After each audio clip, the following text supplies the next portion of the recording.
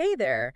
So you're getting ready for that epic South African motorcycle trip, Yeah. Chapman's Peak, Yeah. the Garden Route, Right. maybe even tackling some of those legendary Mpumalanga trails. Oh, wow. Sounds incredible. It does? We've got some research and articles you sent over Right. all about staying safe on a South African motorcycle adventure. Awesome. And I know you're no stranger to two wheels. Nope.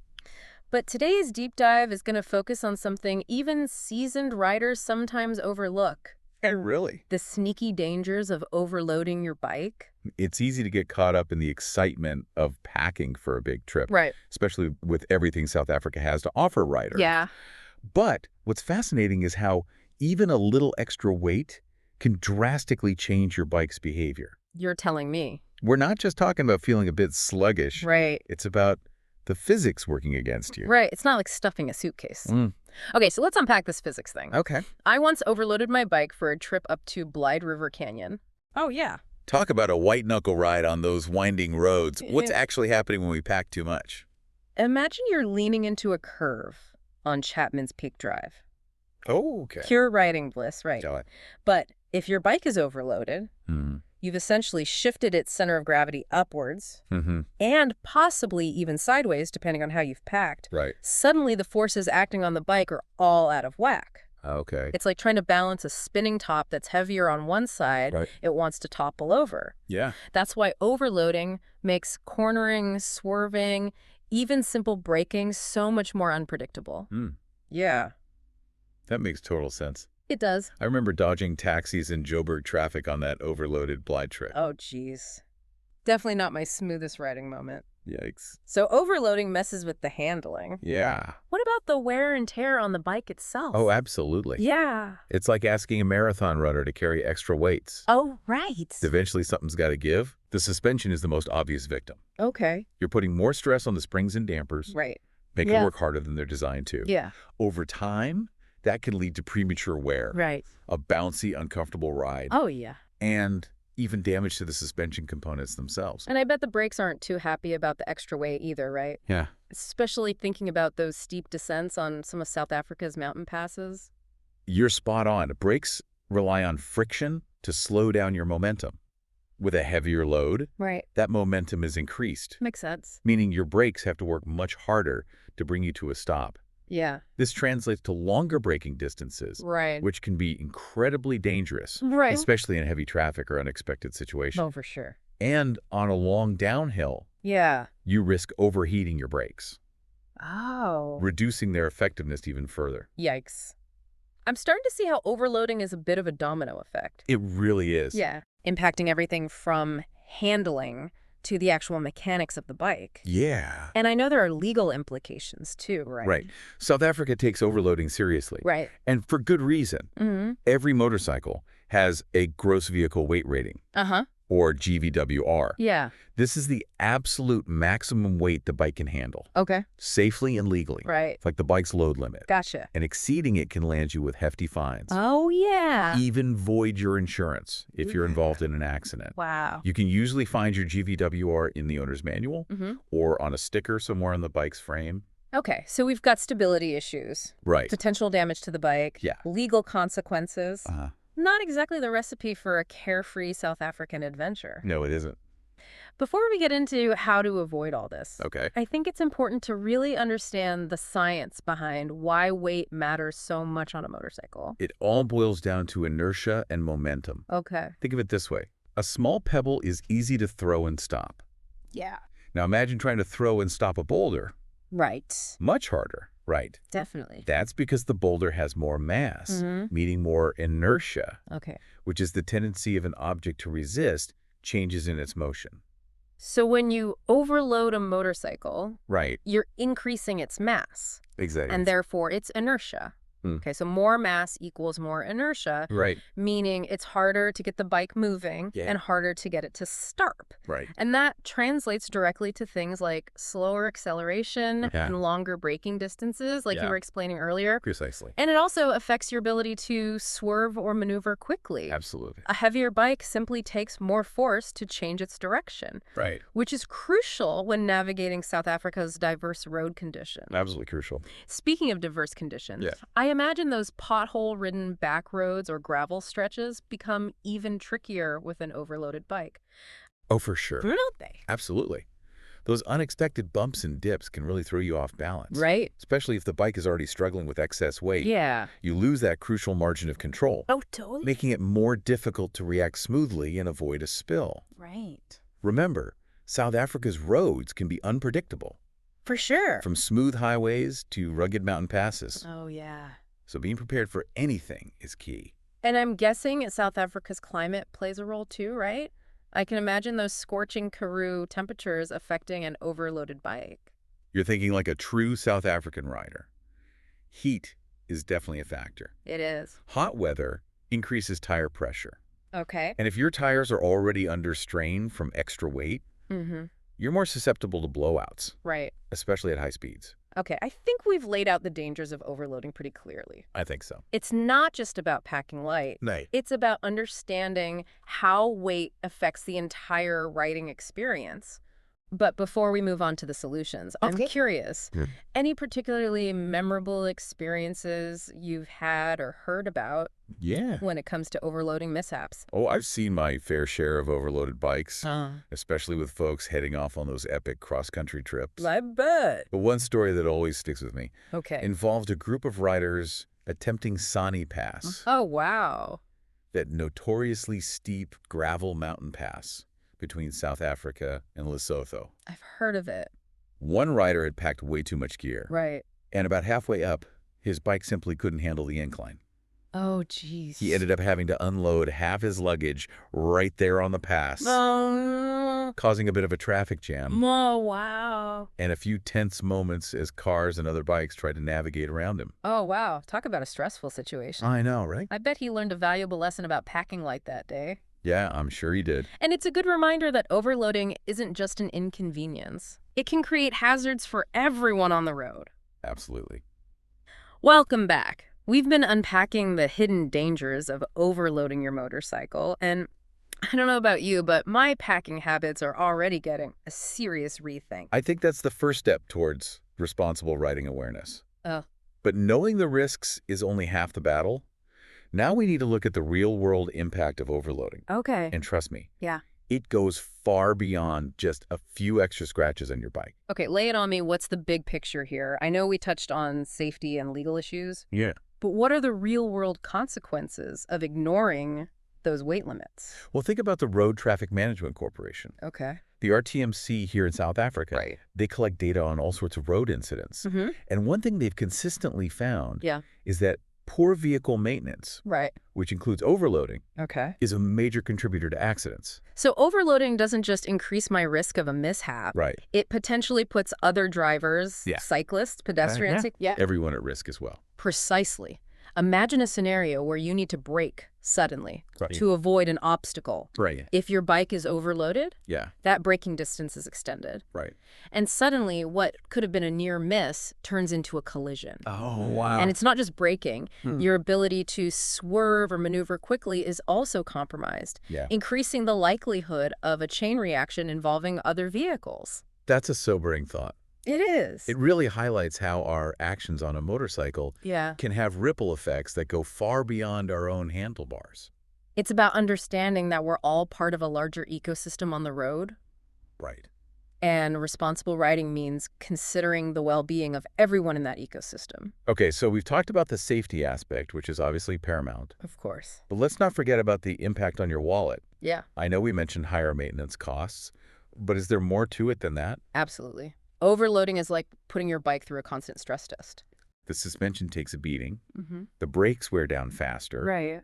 the engine has to work harder, Okay. and even the tires suffer from increased pressure and friction. It makes sense. All of this adds up to more frequent repairs, Yeah. potentially bigger repair bills, Right. and ultimately a shorter lifespan for your motorcycle.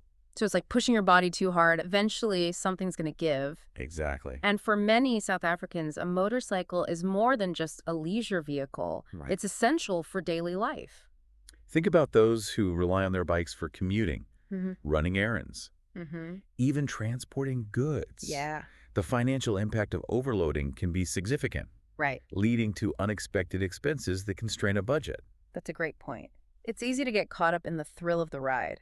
But responsible riding also means being mindful of the long-term financial sustainability of motorcycle ownership. For sure. And, let's be honest, no one wants to be stuck on the side of the road with a broken down bike because they pushed it too hard. Couldn't agree more.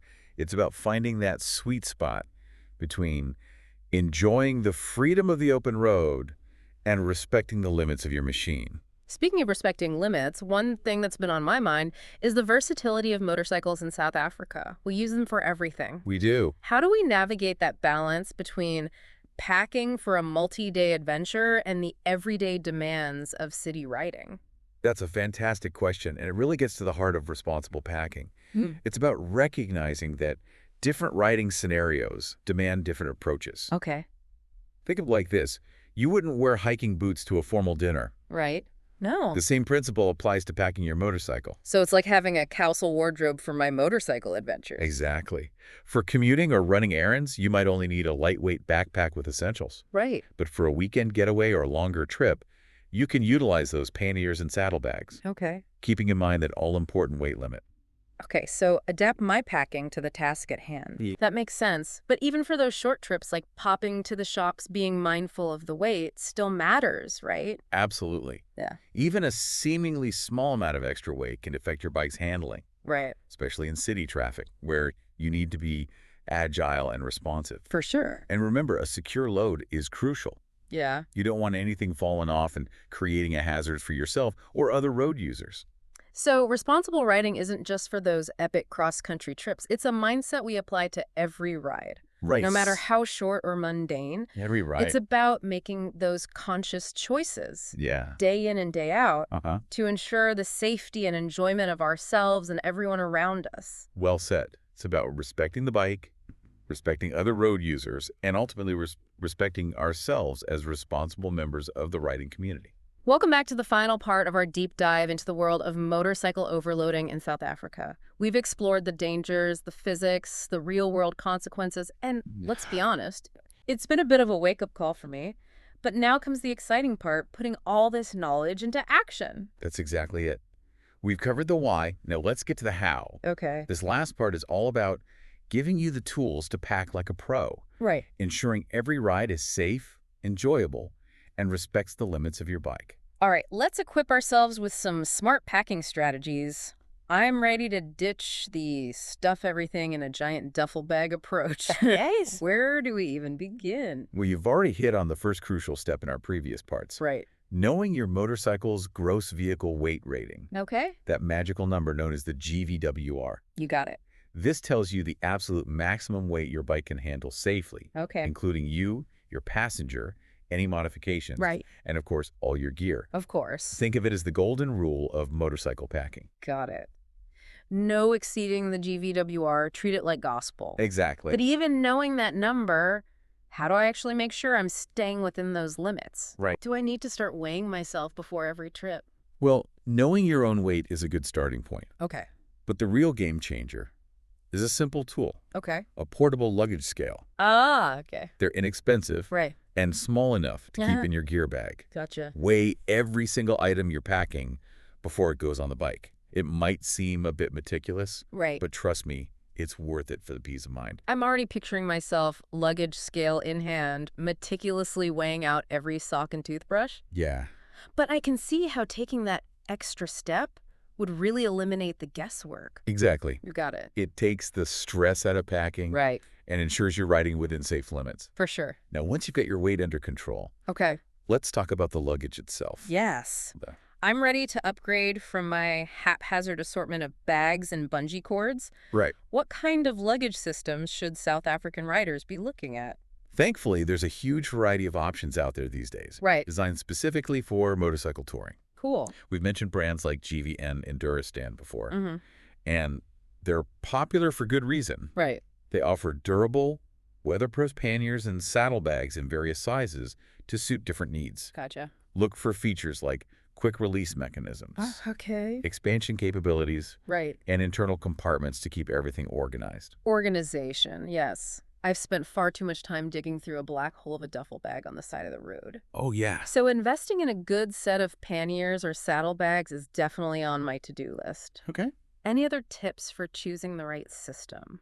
Consider how and where you ride most often. Okay. If you're tackling a lot of off-road trails, you might want something more rugged and compact. Okay. For longer road trips, larger capacity panniers might be the way to go. Yeah. And think about how the luggage attaches to your bike. Right?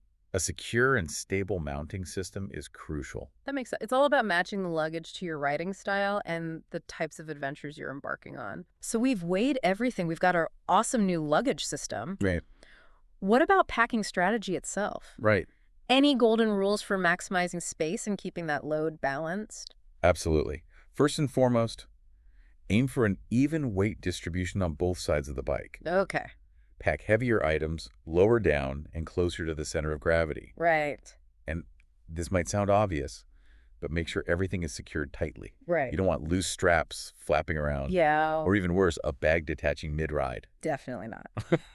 Safety first, always. Of course. And I know you mentioned this earlier, but packing multi-purpose items is a great space saver, right? Absolutely. Okay. Think about clothing that can be layered for different weather conditions, Right. quick-drying fabrics, and shoes that can handle both walking and riding. Okay. Choose versatile gear that can pull double duty whenever possible. It's like creating a mini survival kit for your motorcycle. Speaking of which, what about tools and spare parts? Is there a must-have list for South African riders? Always carry a basic toolkit. Okay. A puncture repair kit is essential, Gotcha. along with a tire pressure gauge, Right. a multi-tool with various screwdrivers and wrenches, Okay. and some duct tape for those emergency fixes. Ah, nice. If you're venturing off the beaten path, Yeah. consider spare tubes, Okay. a chain lube, Gotcha. and any model-specific tools you might need. Okay, toolkit prepped and ready to go. Good. I'm feeling much more prepared already. Awesome. Now I want to circle back to something we discussed earlier, the versatility of motorcycles in South Africa. Right. We use them for everything from quick trips to the shops to epic cross-country journeys. Yeah, we do. How can we adapt our packing to these different scenarios? You've hit the nail on the head. It's all about recognizing that packing for a daily commute in Joburg is vastly different from packing for a week-long exploration of the Garden Road. So it's like having different packing personas for my bike. Right. Depending on the occasion. I love that analogy. For those short hops around town, a backpack might be all you need. Oh. For longer trips, those panniers and saddlebags come into play. Right. But always keep that GVWR in mind. Got it. Right tool for the job, even when it comes to packing my motorcycle. Uh-huh. And it's a good reminder that even those seemingly quick trips require a level of responsibility. For sure. Even if I'm just nipping down to the corner store, Yeah. I need to make sure my load is secure, Of course. balanced, Right. and within my bike's limits. Precisely. Responsible riding isn't just for those long hauls. It's a mindset we bring to every ride. Right. It's about respecting the bike, Yeah. the road, Right. and everyone sharing that space with us. Well said. I think we've covered a lot of ground in this deep dive, and I personally feel much more equipped to ride safely and responsibly. I think so too. Any final words of wisdom before we wrap up? Just remember, knowledge is power, but action is what makes a real difference. Right. Take everything we've discussed today and apply it to your own riding habits. Be mindful of your weight. Right. Pack strategically. Okay. Invest in a good luggage system. Right. And always prioritize safety. To all our listeners out there, the next time you're gearing up for an adventure, remember what we've learned. Yeah. Respect your bike's limits. Pack smart. Right. Distribute that weight evenly. And most importantly, ride with awareness. Yes. Your journey will be all the more rewarding for it. And remember, the open road awaits. Ride safe, ride smart, and most importantly, ride responsibly. Thanks for joining us on this deep dive. We'll catch you next time for another fascinating exploration. Yeah. Until then, keep those wheels turning and happy riding.